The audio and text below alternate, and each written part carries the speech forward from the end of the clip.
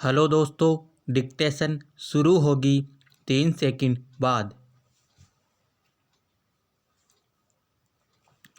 देश में पूर्ण रोजगार, शिक्षा तथा स्वास्थ्य की अधिक सुविधाएं, युवकों के लिए अधिक अवसर उपलब्ध होंगे और आय तथा धन संपत्ति की विषमताएं कम होगी।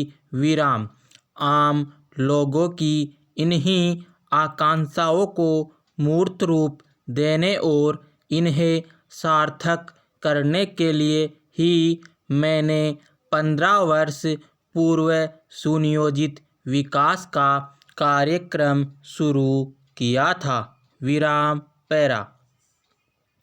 अब जबकि आपने हमारे देश के सामने उपस्थित इस भारी समस्या के प्रति जागरूकता प्रकट की है, तो मुझे यह देखकर कुछ निराशा हुई।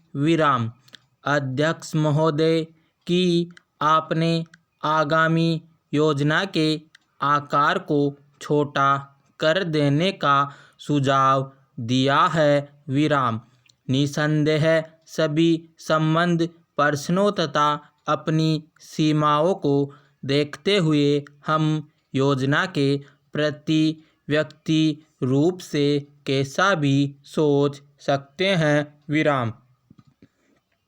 परंतु स्वयं योजना की सफलता के लिए इसके आकार को छोटा करने का सुझाव देना और यह कहना कि इससे गरीबी दूर करने में सहायता भी मिलेगी, कुछ जचता नहीं। यद्यपि मुझे संदेह नहीं कि इसके लिए हमें अपने संसाधनों को संगठित करना होगा और इस जनशक्ति तथा अन्य संसाधनों को संगठित करना होगा और इस जनशक्ति तथा अन्य संसाधनों का समन्वित तथा समझदारी से उपयोग करना होगा।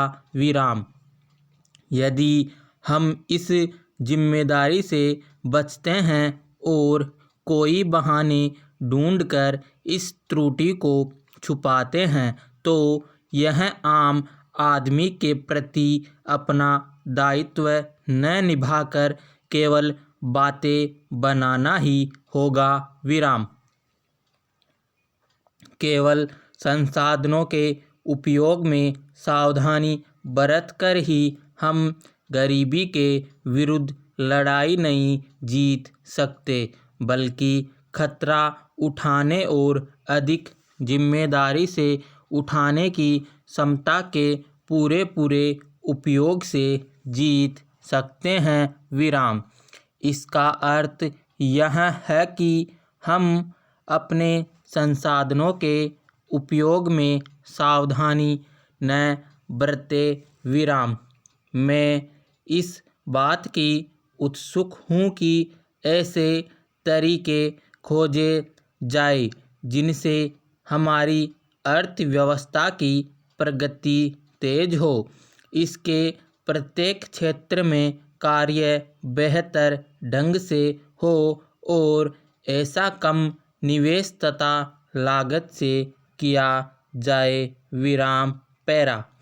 मैं इससे इनकार नहीं करती कि अभी हाल में हमारी सफलता हमारी आशानुरूप नहीं हुई है। अनेक दिशाओं में हम अच्छा कार्य कर सकते हैं, परंतु हमें अपनी सफलताओं को कम नहीं समझना चाहिए। पिछली तीनों योजनाओं में हमने कई ऐसी सफलताएं प्राप्त की है जिन पर हम गर्व कर सकते हैं। हमें यह नहीं भूलना चाहिए कि औद्योगिक उत्पादन का वर्तमान स्तर पिछले वर्ष के स्तर से लगभग दोगुना है और अब हम पहले की अपेक्षा अधिक नई वस्तुओं का निर्माण कर रहे हैं। विराम समाप्त।